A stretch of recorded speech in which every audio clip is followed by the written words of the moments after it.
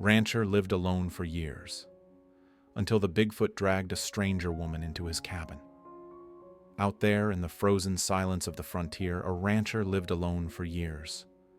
One night, as the storm howled, he found tracks in the snow, too large for any man.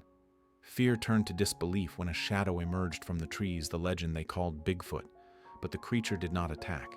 Instead, it laid an unconscious woman at his door and stepped back into the storm. Torn between fear and compassion, the rancher lowered his rifle, whispering to the night, "Not every shadow harms." And as the cabin glowed against the endless dark one, truth lingered. Some legends don't haunt. They heal. Winter of 1887. The West lay buried under a harsh, endless white. The wind howled through the snow-laden pines, lashing against the cliffs and curling into furious swirls. In the stillness of the valley, a small wooden cabin cast a faint golden glow like a fragile flame holding back the vast, heavy dark. That cabin was home to Elias Carter, a rancher who had lived in solitude for many years, far from the town and the noise of the world. As the long day ended, Elias returned from his chores, checking the horses, gathering hay, clearing snow from the pasture. His steps were heavy, his leather boots soaked through as he pushed open the old wooden door weighed down with snow. The hinges creaked softly, revealing the humble room where a fire crackled in the hearth. Elias set his hat down, hung his coat beside an old hunting rifle, the only keepsake left from his father. Dinner was plain and quickly prepared: dry bread, a bit of salted meat, and a pot of thick, strong coffee. Inside the cabin, only the crackle of burning logs kept him company, blending with the wild wind outside. Elias ate slowly, his gaze distant. The cold beyond the walls was not as sharp as the emptiness within him, the emptiness of a man who once had a home and who had since chosen to lock himself away in the wilderness. But that night was not like the others. Through the pounding of hooves outside the stable, Elias caught a strange sound, heavy low, as though something enormous pressed into the snow. He threw on his coat, grabbed the oil lamp, and stepped onto the porch. There, beneath a moon half hidden by storm clouds, he saw deep impressions stamped into the snow. Longer than his hand, twice the width of a man's foot. The tracks wound their way from the edge of the dark forest straight toward the cabin, then stopped as if someone or something had been watching him all along. Elias knelt down, his calloused hand trembling as it touched the frozen mark. The chill cut through his glove. But it wasn't the snow that sent a shiver through him. It was the truth before his eyes. These prints belonged to no man and to no beast he had ever known. In that moment, even the wind seemed to fall silent, making room for the question echoing in his mind. What left these tracks, and why had they come straight to the cabin, the only light left in this dark valley? Part 1. Footprints in the snow. The winter days stretched on endlessly, as though time itself had been swallowed by the storm. A gray-purple sky hung low over the rocky peaks, while darkness fell earlier than ever. Pines heavy with snow stood like a silent army of watchmen, shifting only when the cold wind stirred their branches, making them creak with mournful voices. In that vast emptiness, the thud of hooves and the heavy steps of Elias Carter were the only sounds that proved a man was still alive in this land. Elias pulled his old leather coat tighter around him, his boots sinking deep into the snow. The oil lamp cast a dim golden light, falling across massive footprints pressed into the frozen ground. They trailed from the edge of the forest into the clearing near his cabin, then circled back as if someone had been quietly watching. He followed the tracks slowly, each step crunching through the snow beneath his heels. The farther he went, the more he realized they were not fading, not blurred by wind. They were sharp as if pressed there only minutes ago. A wolf? No. A bear? Not that either. Elias had lived his whole life in the wild. His eyes knew every mark left on the snow, from the delicate hooves of a deer to the heavy prints of a gray bear. But these were shaped like human feet, only twice, even 3 times as large. He bent down, setting his calloused hand against one. The cold bit through his glove, but it wasn't the ice that made him shiver, it was the thought that rose within him. If this was truly a footprint, then its owner must be taller, larger than any man he had ever seen. The wind rose through the canyon, its howl stretching and curling, echoing like a voice carried from far away. Elias straightened sharply, his heart pounding. At first he told himself it was only a wolf's cry, a sound he knew well in the mountain night. But when he listened closely, he heard the difference. Deeper, lower, with a strange rhythm. It wasn't the call of any wild beast, it was as if the voice of a giant spirit was singing through the forest. Elias gripped the oil lamp tighter, his eyes scanning the dark. All he could see were tree trunks wrapped in snow and the wind tearing at the silence. But in his chest a truth had begun to flicker. He was no longer alone. In his years of solitude, Elias had grown so used to loneliness that it felt like a constant shadow. He had believed nothing could stir the silence within his soul. Yet tonight, with those deep footprints and that unearthly cry echoing from the mountains, his solitude was no longer a fortress. It became an open space wide enough to let fear step inside fear without a name. He remembered the stories from town told by hunters and traders at the tavern. Tales of a mountain giant, a shadow cloaked in fur moving through mist, leaving behind tracks no man dared follow. Elias had always laughed them off, believing they were only drunken tales to season the long nights.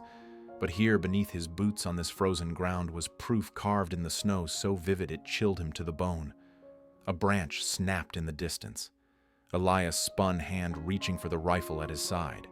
The lamplight swung across the trees, nothing but twisted shadows. Yet he knew. A pair of eyes was watching from the dark. His heartbeat thundered louder than the wind. He stepped back, the enormous tracks still leading into the forest like a haunted trail.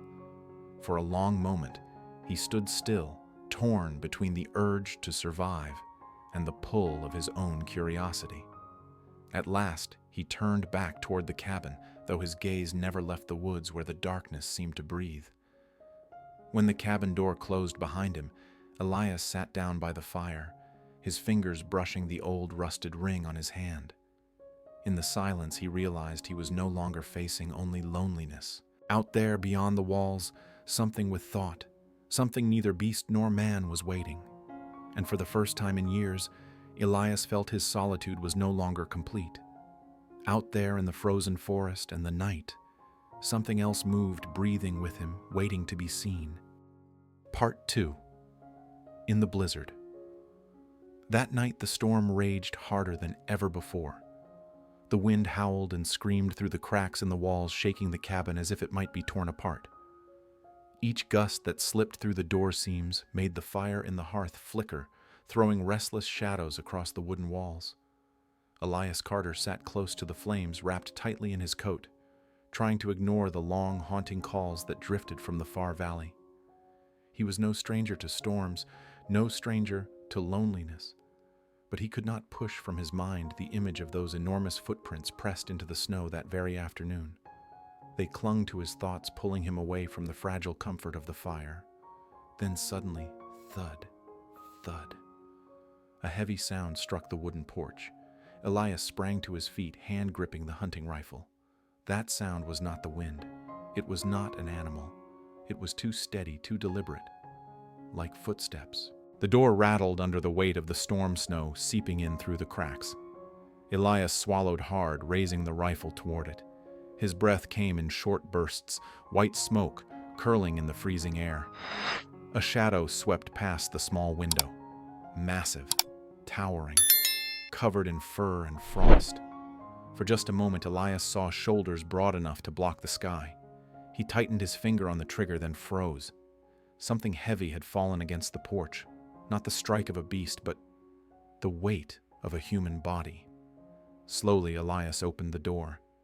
The cold rushed in, the snow stung his face. And there upon the wooden threshold lay a sight he would never forget, a woman motionless, her hair tangled with snow, her skin pale as ice. Beside her stood the great shadow, Bigfoot.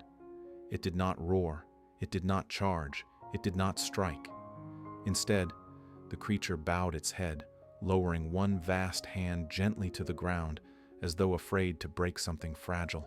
Then it stepped back, its eyes glimmering in the dark, fixed on Elias. He stood stunned, his heart-hammering rifle trembling in his hands. Every instinct urged him to fire, for before him stood the very legend whispered in taverns, a man-eater, a hunter of the lost. But the truth was different. Bigfoot had harmed no one. It had brought life. The woman was breathing faintly but alive. Elias knelt, pressing his fingers to her neck. His heart shook as he felt the fragile pulse. When he looked up, his eyes met the creature's gaze. For an instant in the storm and the darkness, they were no longer hunter and prey. They were a man and a legend, regarding each other in silent understanding. Elias drew in a long breath and lowered his rifle. He gave the slightest nod, an unspoken acceptance. Bigfoot tilted its head, releasing a low rumbling sound that felt like a sigh. Then it stepped back, heavy strides fading into the white curtain of the storm. The door slammed shut. The wind still roared, but inside Elias the storm had changed. He lifted the woman into his arms, laying her by the fire. The golden glow touched her pale face, revealing trembling lashes, lips tinted blue. He found a blanket, wrapped her small frame, and fed more logs to the fire. The scent of burning pine filled the cabin, drowning out the blizzard outside. He poured warm water, touching it gently to her lips.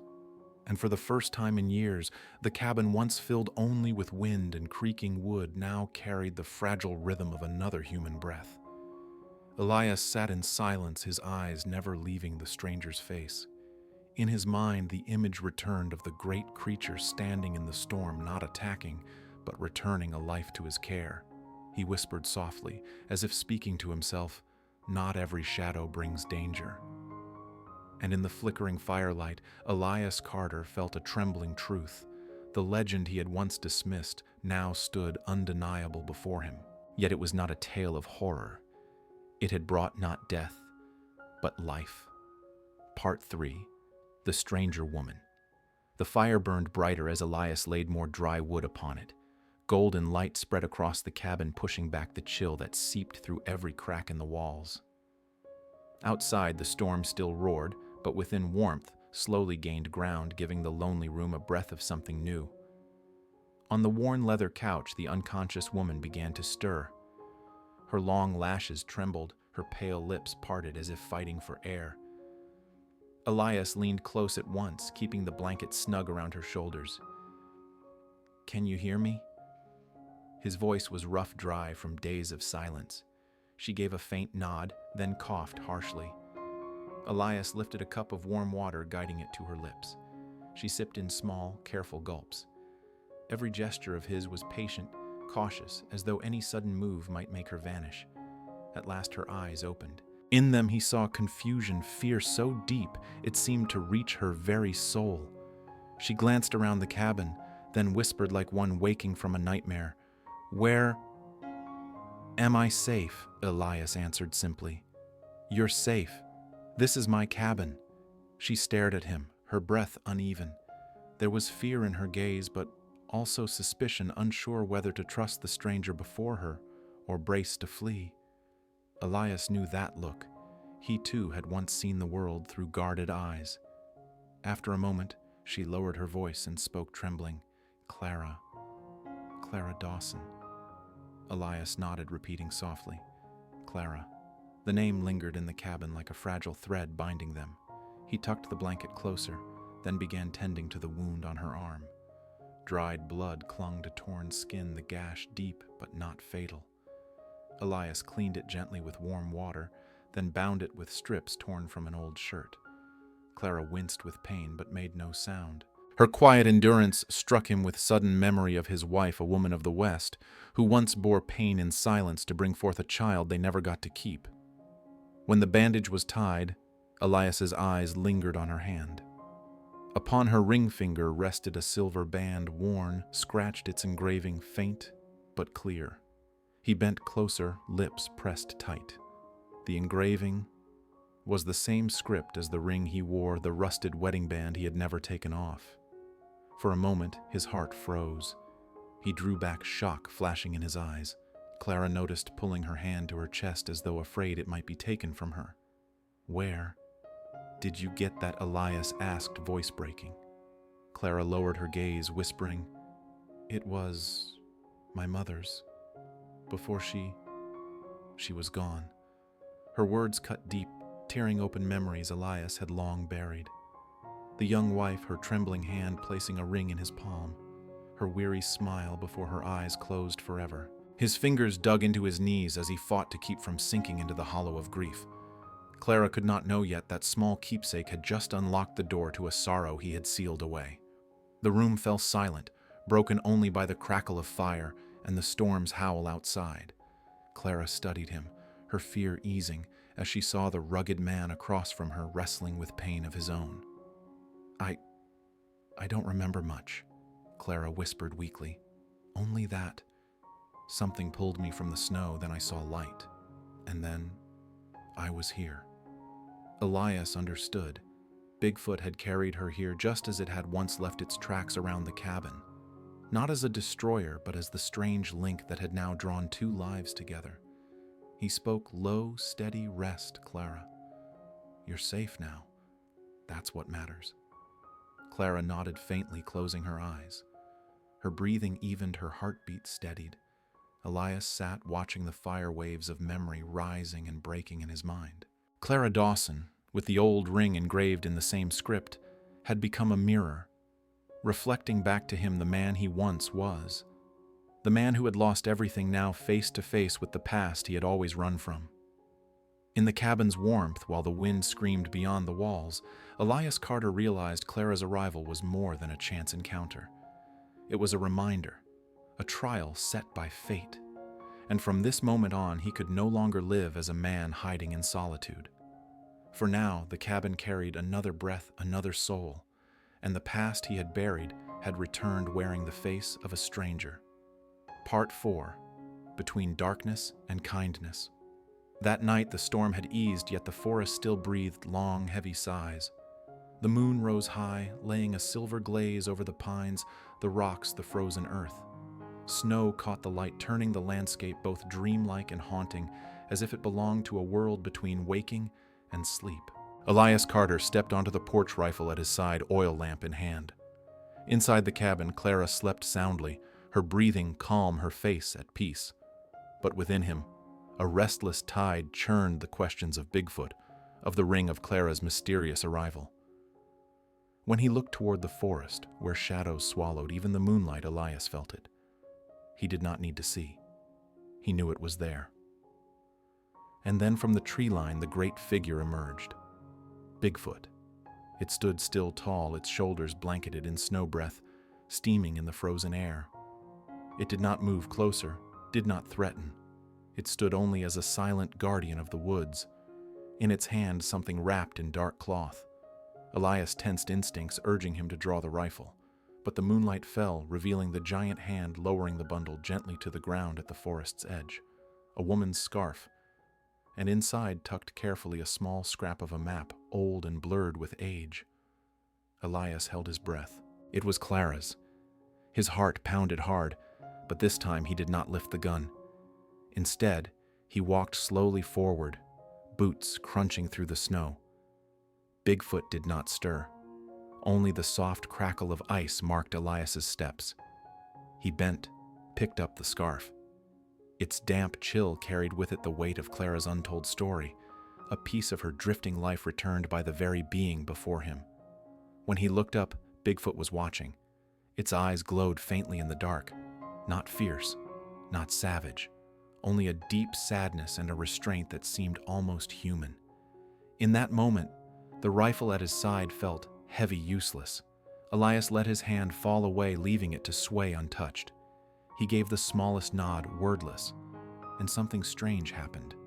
Bigfoot lowered its head, slow, steady, like a quiet ritual of respect. The forest held its breath. No wind, no beasts, only two figures, a man and a legend, sharing a silence under the silver moon. The boundary of fear dissolved, leaving only recognition. They coexisted, neither to invade nor to destroy. Then Bigfoot stepped back. Its heavy strides faded into the mist. The towering shadow melted into darkness, leaving only tracks pressed deep into the snow, and a silence so sacred Elias barely dared to breathe. He stood there for a long while, hand clutching the scarf and the map. Moonlight touched his face, catching the glimmer of a tear at his eye. Elias had not wept since the day he lost his family, but now he knew. What he had just witnessed had changed him. Back inside, he saw Clara still sleeping, her hand curled tightly around the old ring. Elias whispered to himself and to the shadow fading in the woods, "Not every shadow means harm." The words hung like a confession, a release. And beneath the moon in the wide white forest, Elias Carter understood the true choice: not every darkness brings danger. Sometimes it is the legend itself, the shadow feared by men, that becomes the bridge to kindness to humanity. That night, his small cabin was no longer just a shelter. It became the place where man and mystery had met, leaving behind a silence so holy it would remain carved forever in memory. Part 5. The lighthouse in the snow night fell slowly and the snow returned, but this time it came softly, no longer raging like before. The forest lay in quiet, with only the wind brushing through the pines and the call of an owl far away. From a distance, Elias Carter's small wooden cabin shone in the night like a lonely lighthouse. The golden glow slipping through its cracks, the smoke curling into the sky, together they painted an image both humble and sacred, a sign that life still endured in the frozen wilderness. Inside, the fire crackled happily, spreading warmth through the room. Elias sat at the wooden table, splitting a hard loaf of bread, laying it beside a bowl of hot soup made from salted meat and the last of the dried vegetables. Across from him, Clara sat wrapped in a heavy blanket, her cheeks flushed pink in the heat. They ate in silence, broken only by the clink of spoon against bowl. But it was no longer the silence of loneliness. It was the quiet of sharing, of two lost souls finding a rhythm together. From time to time, Elias lifted his eyes and met Clara's gaze, and for the first time in years he did not turn away. After the meal, Clara sat close to the fire, her eyes distant in the flames. At last she spoke, her voice husky but firm. "I did not come here by chance, Elias. I was running." Elias did not show surprise. He only nodded, inviting her to continue. Clara took a deep breath, fingers tightening around the silver ring on her hand. "They thought I was weak, thought I should endure. But I could not. I lost my family, I lost everything. And then someone tried to claim me as theirs. So I ran. I ran until the snow swallowed me whole." Her eyes glistened. "I thought I had died. But then something lifted me, carried me. I couldn't see clearly, only a towering shadow and a breath that was warm, and when I opened my eyes, I was here." Elias listened, stirred by a feeling he could not name. The memory of Bigfoot placing Clara upon his porch came back vividly. The creature was not the destroyer of bloody folklore. It was a guardian. Clara gave a faint smile as though she had read his thoughts. Perhaps he or it is a keeper of the forest. Not a demon, but something nature sends to protect the lost. Elias sat quietly, his hand absently turning his old wedding ring. He remembered the moment under the moonlight when Bigfoot had bowed its head, a gesture without hate but filled with recognition. Clara was right. The night wore on. Yet inside the cabin the warmth slowed time. Together, Elias and Clara listened to the wind sweeping past the stable where his loyal horse stamped its hooves against the ice. Sounds that once deepened his solitude now seemed like music carrying the notes of a new chapter. "You are not alone anymore," Elias Clara whispered to the fire. The words lifted his eyes to hers, eyes that now held clarity and resolve. Deep in his chest he knew she spoke the truth. He was no longer the last soul standing against the wilderness. There was Clara. There were memories returned. And out in the forest, there was even a legend that walked the snow. Threads invisible bound them together beyond the line between man and myth. The cabin glowed, smoke rising straight into the night sky, a beacon of hope. For the first time in many years, Elias Carter felt that life was more than survival. It was something to be shared. And in his heart, the thought burned like a flame that could never be extinguished. He was not surviving alone. There were hands, souls, and even legends that held him steady in this wild land. Morning came gently lifting the long night away. Pale light spread across the horizon, touching the snow-covered valley with the shimmer of silk. Pines stood still, their branches heavy with frost droplets of ice falling in jewels beneath the dawn. The cabin still shone smoke rising thinly from its chimney, declaring that life had not been defeated here. Inside, Elias sat beside Clara Dawson. She leaned back, breathing softly. Her face touched now with the color of life rather than the pallor of death. He watched her for a long while, his gaze no longer cold, but filled with tenderness and quiet care. Softly, he whispered to himself, and to all that had come before, "Not every shadow means harm." The towering figure had long since vanished into the mist, but its presence remained carved deep within him. Bigfoot was no longer just a tavern tale, no longer the terror whispered in western towns. It had become a bridge between loneliness and hope, between sorrow and the chance to heal. Clara stirred, opening her eyes to meet his. There was no fear left, only trust in the weathered rancher before her, and in a world where legends were not always meant to frighten. Elias took her hand, still cold, but alive with strength. And in that touch he understood he was no longer the rancher trapped in solitude. He was a man who had found a thread of connection, a reason to walk forward, to live and to believe. Beyond the cabin, the forest stood watch. Perhaps Bigfoot had wandered far, perhaps it lingered still hidden in shadow. But Elias knew now not every darkness was to be feared. Sometimes within the dark, kindness was waiting to be found. The morning sun streamed through the window, filling the small cabin with light. Elias drew in a deep breath, and for the first time in years, he felt his heart full of something greater than loneliness. In the Wild West, where shadow and legend walk side by side, it is humanity and compassion that endure. And if this story touched you, leave a comment, subscribe, and join us again as we step into the untold legends of the West.